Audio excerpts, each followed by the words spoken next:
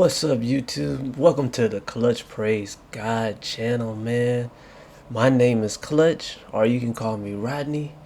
Where in this video, we are coming to please our spirit and not our body. Stay tuned. Put God first. What's up, YouTube? Welcome back to the channel. So today, I'm going to be talking to you guys about my story and my testimony and how I became into the faith, you know what I'm saying? How I became a follower of Christ. So this is going to be probably a long video, so y'all just bear with me. Grab your snacks, grab your popcorn, grab your coffee, whatever you have. And let me just lead you on this journey. It's going to be kind of personal, so just bear with me. Let's jump into it. Before I get started with the testimony, I just want to say that I want to preface by saying that anybody who I speak about in this video, I love you still to this day, and I pray that God blesses you. And anybody who I've ever done wrong, I want to ask for your forgiveness.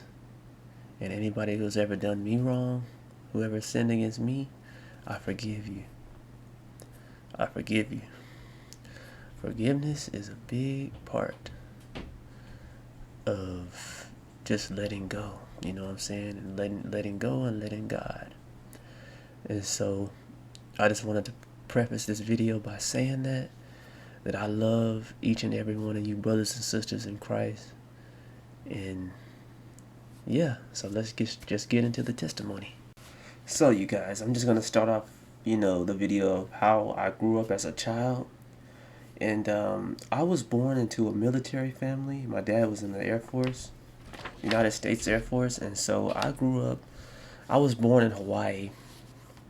And that's my dad was stationed in Guam at the time, and I was a premature baby. So I came actually 10 weeks early, and I was only 1 pound and 15 ounces. And I wasn't supposed to live. My mother, she had to lay upside down in order for me not to come out too early, because I wanted to come out early, y'all. And if I did come out early, I would have been dead. So my mother literally had to have her legs up and her head down so that she can keep me inside of the womb, because I wanted to come out. And so for weeks and weeks, my mother had to lay like that. And my mother prayed for me, and she called me her miracle child and everything. When I was a baby, whenever I was born, I was a newborn, I had to stay in the incubator, of course, for a few weeks or so because I was still so small. I came out of the womb when my mother was only 7 months, 2 weeks pregnant, and I came out then, and normally a birth is 9 months. I know you guys know that. And so I had to stay in the incubator for a little while, and when I got out of the incubator, my mother wouldn't, when I was growing up, from when I was like the age of 1 or 2, my mother didn't really let other people carry me, because she would say to people, no, this is my gift from God. You cannot carry my gift from God. I was so fragile, and my mother didn't really want people to pick me up and things of that sort. So, fast forward on, I'm 3 and we're moving, what I'm saying, because my dad's in the Air Force, so we moved to Japan.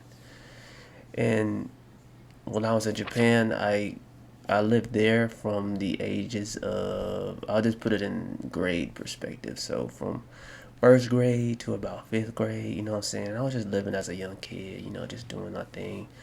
And this is where kind of I got introduced to God when I was in Japan, and I would pray, as a little child. But this is where my parents really just kind of like taught me how to pray at night before I went to bed. And my family wasn't really, they're not really super religious, but they know of God, you know what I'm saying? And both of my parents, when they were children, they were baptized. You know what I'm saying? So my parents, they grew up as Baptists, so they know of God, you know what I'm saying? And so they try to instill that to me and my sister, my little sister, and we begin to pray and stuff as well. And so fast forward on, we moved from Japan into a place called Texas. Texas. And actually, we were in Abilene, Texas. And Abilene, Texas is where I spent the majority of my childhood life. From the years of 11 until pretty much like 21. So 10 years of my life I spent in Abilene, Texas. And this is, if y'all don't know where this is kind of the western part of Texas. And so I grew up here, I've met a lot of nice people here. And, it's pretty much a small town and nothing goes on here, It's just like, what you really do there is, what you really do in Abilene is pretty much just play sports, and that was your source of entertainment, because nothing. It was a small town on the western part of Texas, and it wasn't as popping. It's not as popping as the cities, the other major cities in Texas, like Houston and Dallas. But anyways, here when I went to middle school,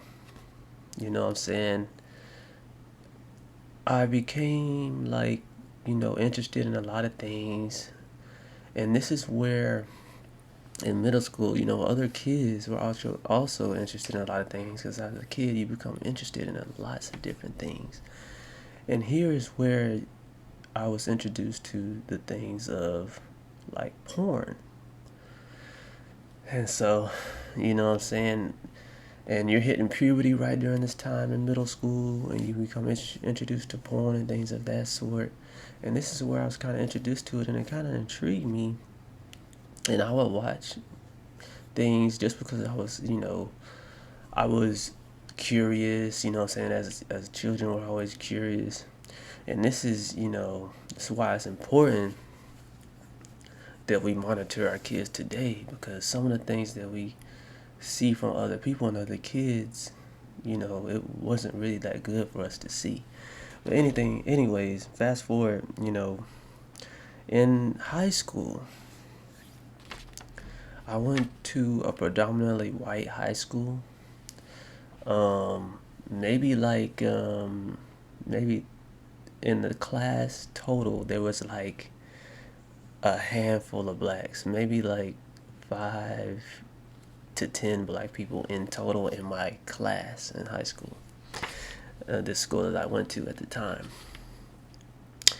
And I was always like kind of an outsider, I was a shy kid. I didn't really, talk to many people, but I still wanted to fit in, And I still wanted to bond with people. I wanted to bond with people, and I wanted to fit in with everyone. But it was kind of hard to fit in, because not only was I a shy kid, not only was I like somewhat of an outsider, I was a black kid, and at this school, they weren't really used to black people there. This is a school that historically it was predominantly white, majorly predominantly white. And so some of the kids, I'm not gonna say all the kids was bad there, but some of the kids would kind of like mock me for my blackness, or do too much to try to, be black themselves because they seen me. So some of the kids there would call me the N word, and not in like a hatred type of way, but they would just say it to try to fit in with me and try to, think that that's the way I greeted everyone, or that's the way they should greet me. Because they didn't really have a lot of black friends to kind of tell them that that wasn't good. And since I was a kid who didn't really want to, arouse anger or be on bad terms with anyone, I just kind of let it slide. And now looking back at that today, I'm like, man, I could have done better. I could have told them that that wasn't right. And, I didn't. I regret that today, but it's okay. What I'm saying? Life is filled with many lessons. But if anybody else who can, kind of associate themselves with this, like going to a white school and trying to fit in, they'll kind of know what I'm talking about. But God bless all those kids I went to. You know what I'm saying? May God bless each and every one of you, because you guys taught me many things at the end of the day. And yeah, so I went to this school, and this is where, in high school, I became, I wouldn't say like addicted, but I liked video games a lot in high school. After school, I would try to hurry up and get my work done and play video games, and I would try to, you know, anytime I could, I really would try to play video games. But not only video games, I really love sports. So I was in athletics in high school, you know what I'm saying? So I would always be playing ball with people, and people from other schools too. I would always play ball with them, and even at the military base, where this city that at the military base, I'm sorry, that was located in this city of Abilene. I would also go there and hoop with some of the military members and stuff like that, and that was really fun, and that was a big part of my life. And then shortly down the road, my junior and senior year of high school was when I meet one of my best friends, one of my brothers, who I still call my brother to this day, even though he's of different blood. He's just a really great friend. And we started, getting into more of like the party life in high school. He was kind of the one that introduced me to like, the party life and stuff like that, which is I thought was like really great at the time, you know what I'm saying? I really thought I was clicking with different people and different things of that sort. So I still wasn't really big into parties, but you know, we started dabbling into, drugs and weed and stuff, and that's what he kind of introduced me to that scene. But I'm not blaming him for introducing me to that. I still love him to this day. Everything we go through is just our path, and our path to God are all different. You know what I'm saying? So I still love him. You know what I'm saying? He's still my brother, but I'm just telling y'all the story of my life. And so we started drinking a lot. Well, not a lot, but we would drink. We would go to like different parties and stuff like that. Sometimes I still wasn't really a big party head. I still was like an outsider.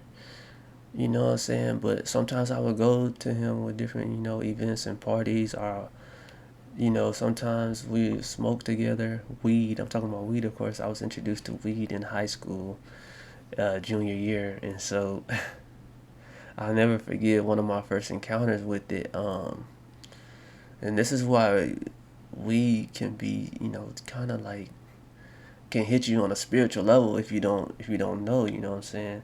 But one time I was smoking it,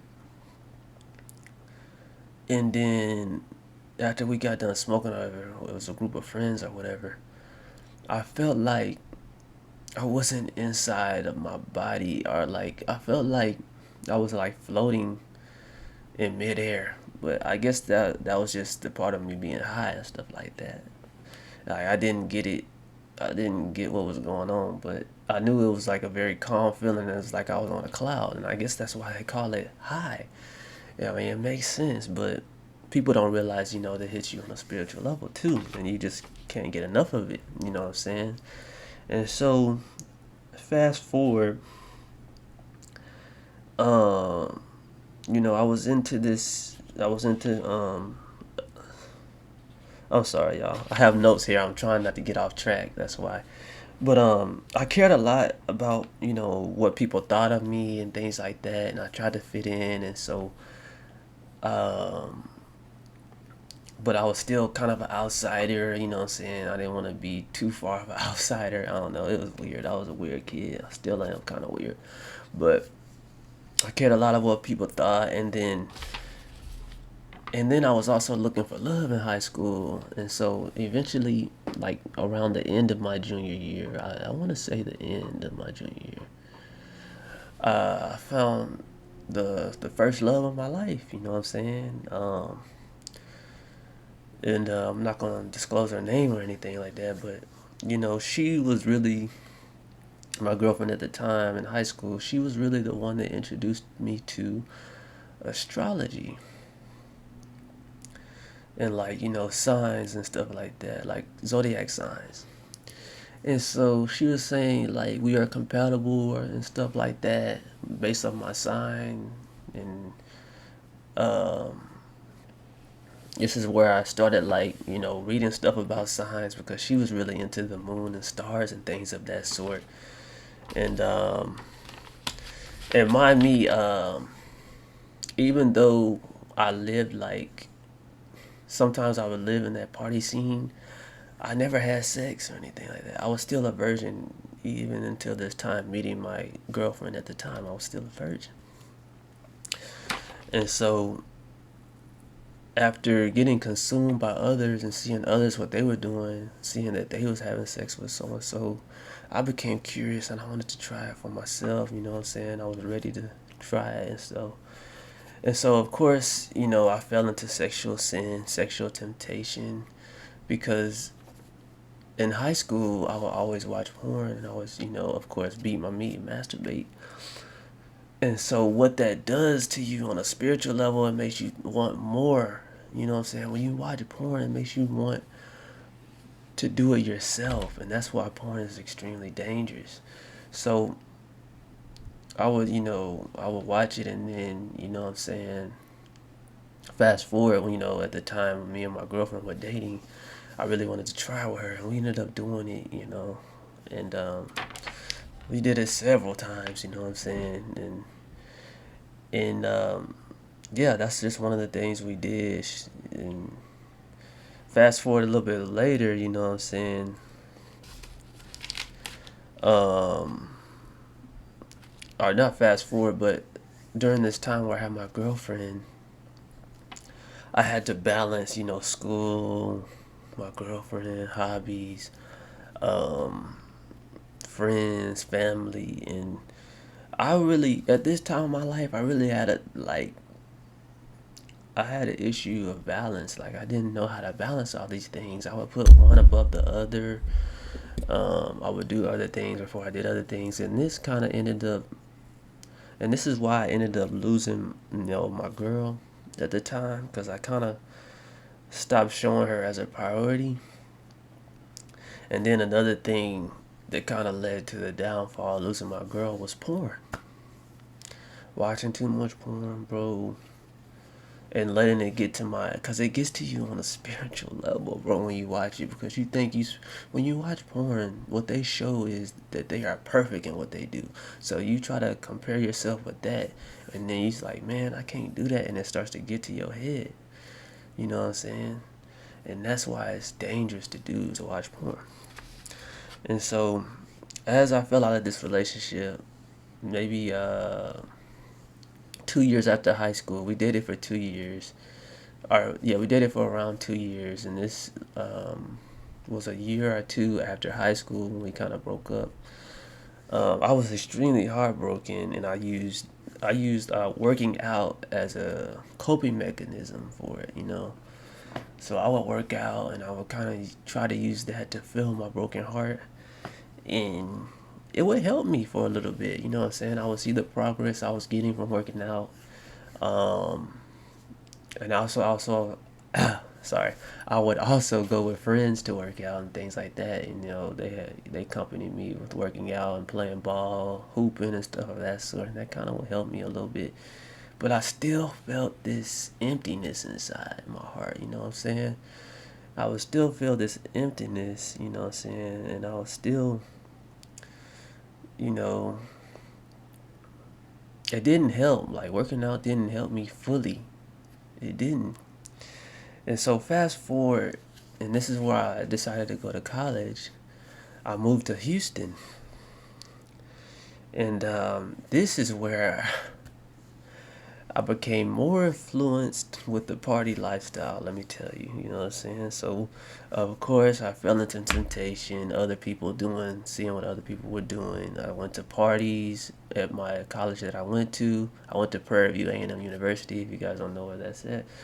That is a kind of a party school.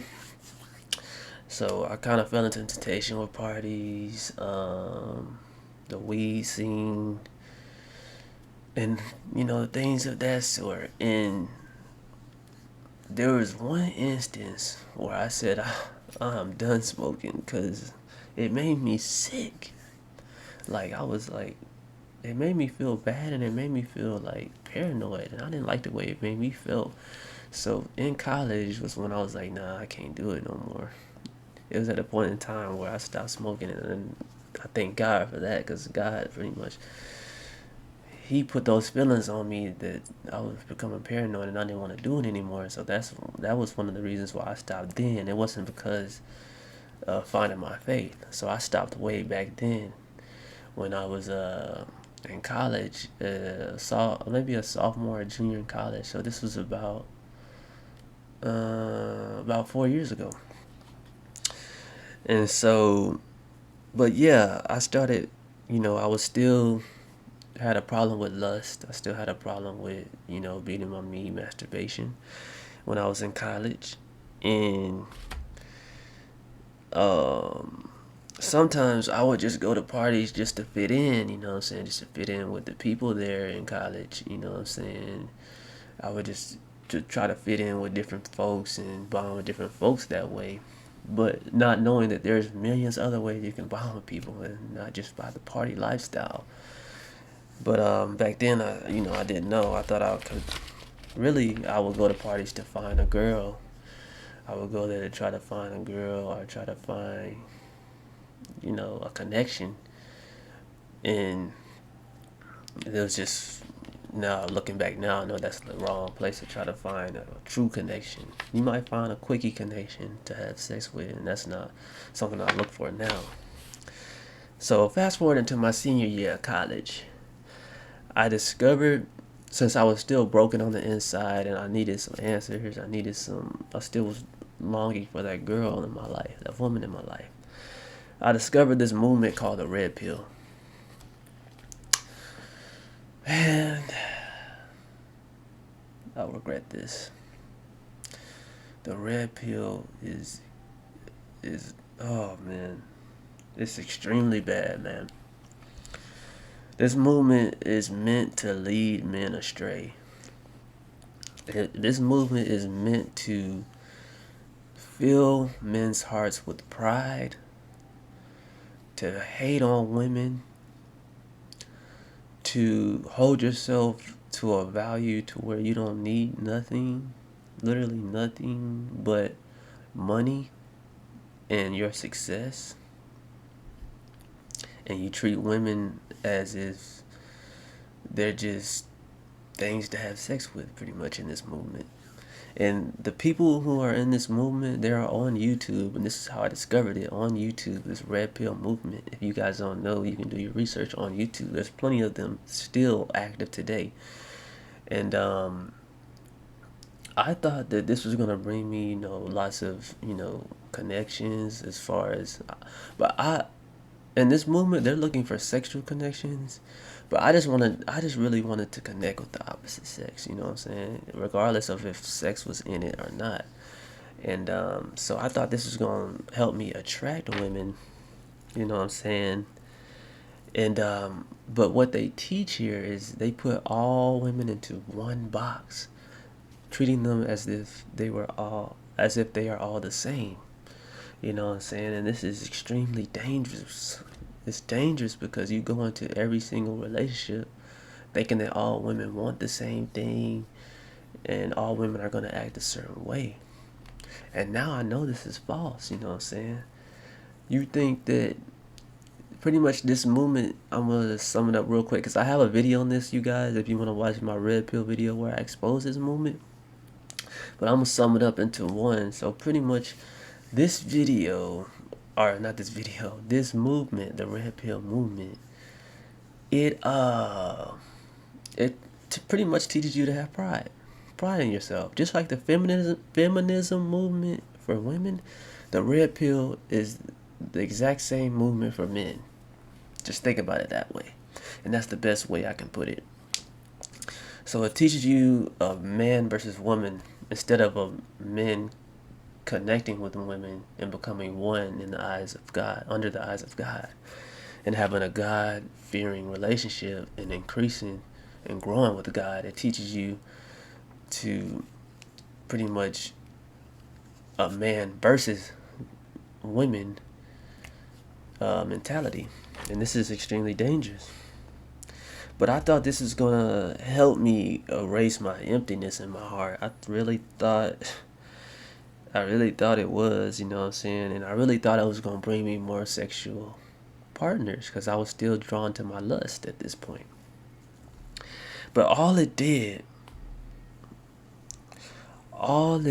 was teach me not to entertain women if they're not bringing something to the table or if they're not bringing me sex or something like that, which is extremely dangerous because women, it teaches you to think of women as only for sex, which is extremely dangerous because in the Bible it teaches us that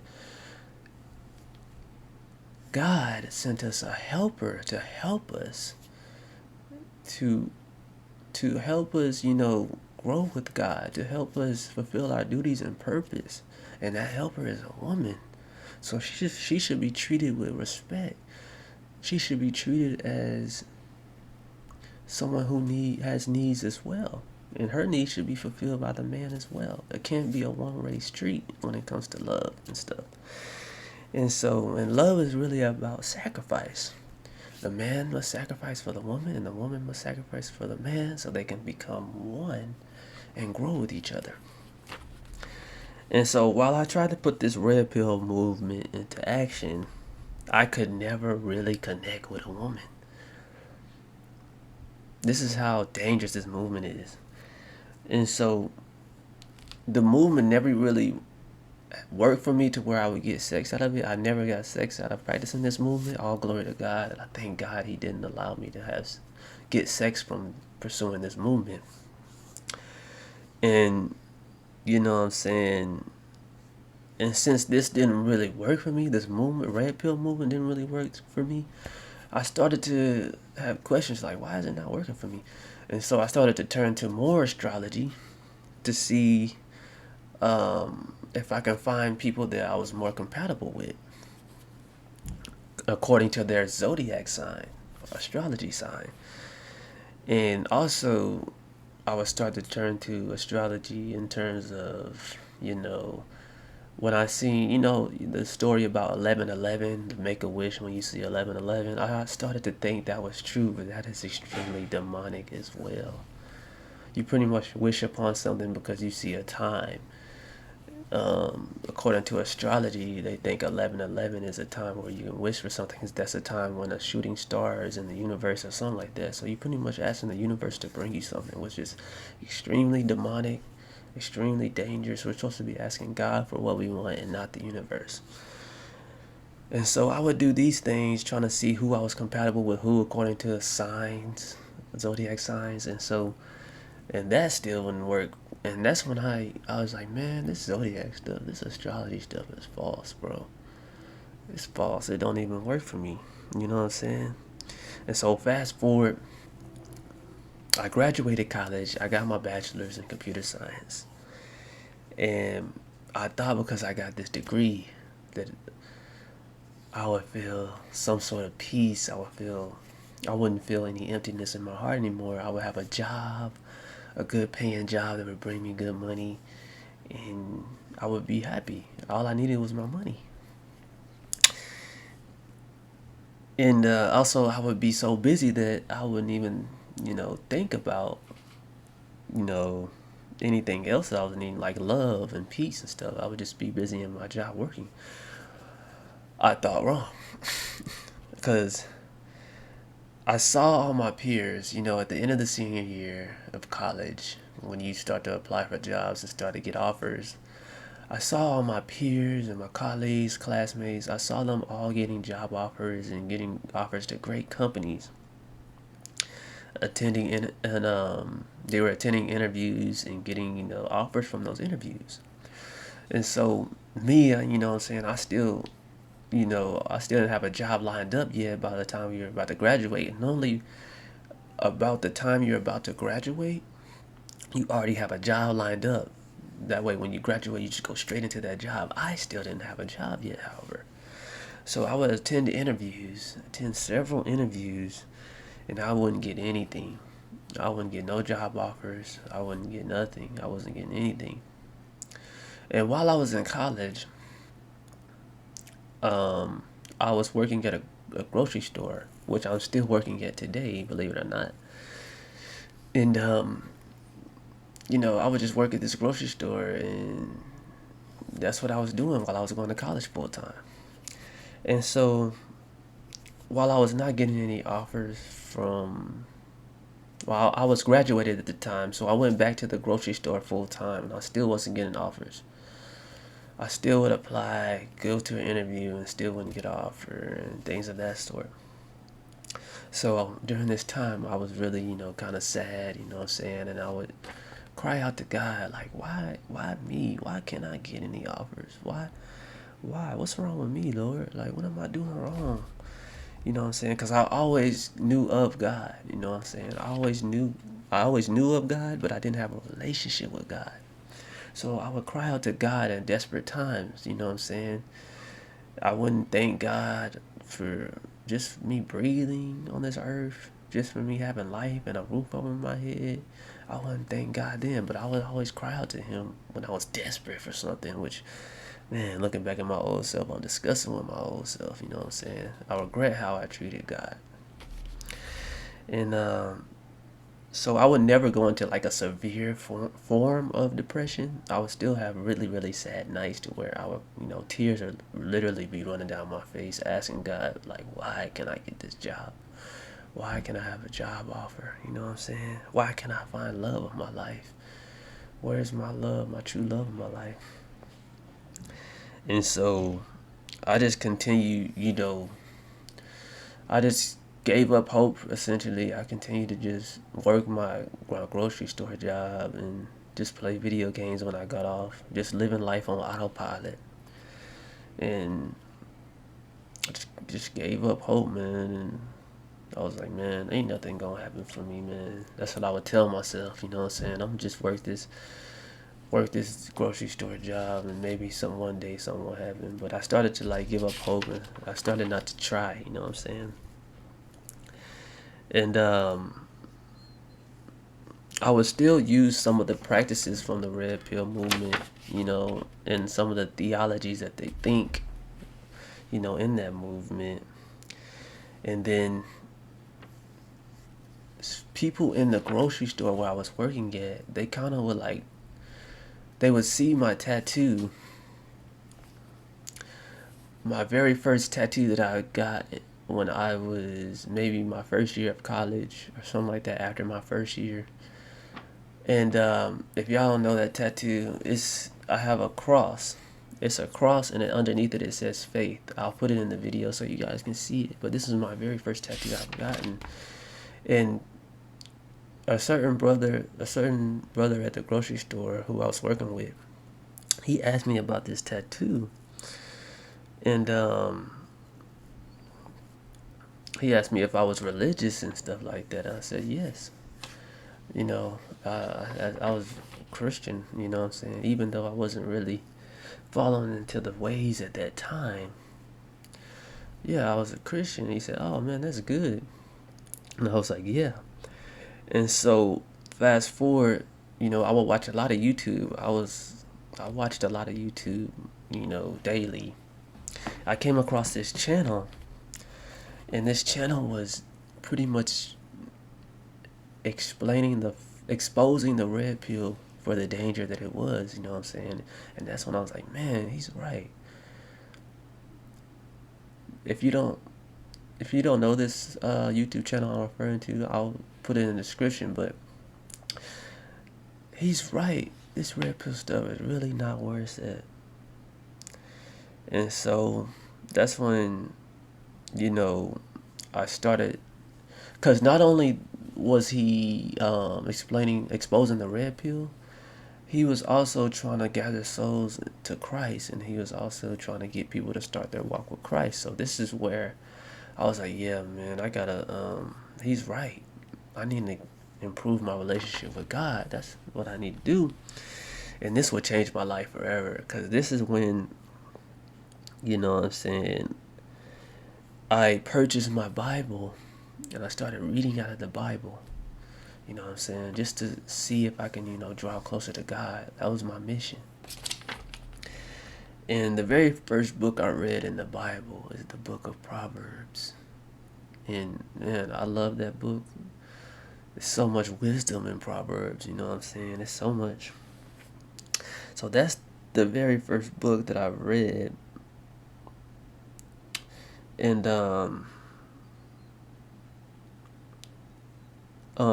I started reading several books in the Bible until I had to keep reading. I still wasn't, filled with the Holy Spirit. I still wasn't saved then. Even though I was reading out of the Bible, I still wasn't saved. I still didn't feel it, you know what I'm saying? And that just goes to show you can't just read the Bible and think you're going to be saved. You actually have to get saved by Jesus. And so one night I was watching this video by Derek Prince. If y'all don't know him, he's a pretty well-known pastor, you know what I'm saying? And this video was about breaking generational curses. And at the end of this video, there was a prayer that he did not only with his church that he was preaching at, but it was also to the viewers of the video, you know what I'm saying, they could partake in this prayer. And in this prayer is where I surrendered myself to the Lord Jesus Christ. I gave my life over to Christ.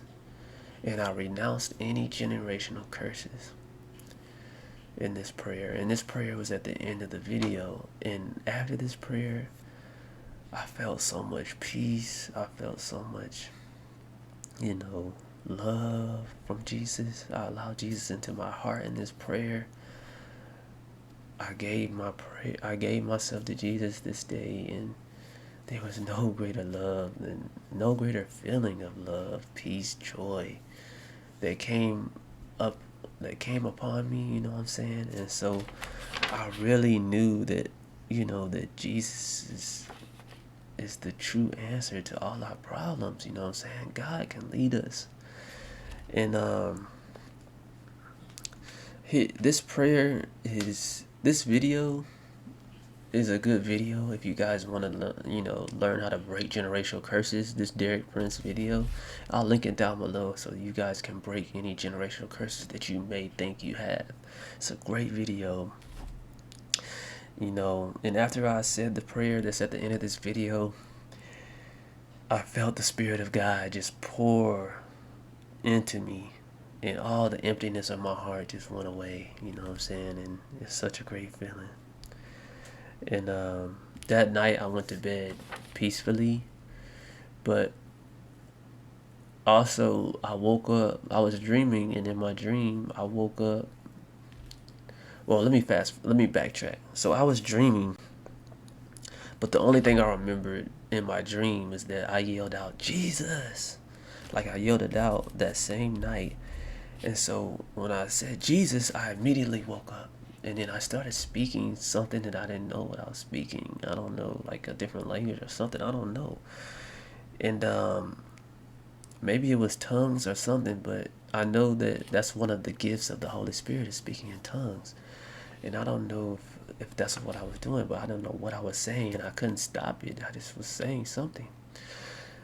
And so, yeah, I'm thinking that was the Holy Spirit inside of me speaking to God at that moment, having a communication with God, because I had fully given myself to Christ at that moment. And yeah, it's just so amazing when you give your life over to Christ. You start to find your true purpose, because my life now, God has given me not only the purpose to speak to y'all in this video, but he also gave me the purpose my true purpose now. I still don't have a job in my degree field, but I haven't given up hope. I gave my life over to God, and He's going to lead me. And right now, He's leading me into becoming a data analyst.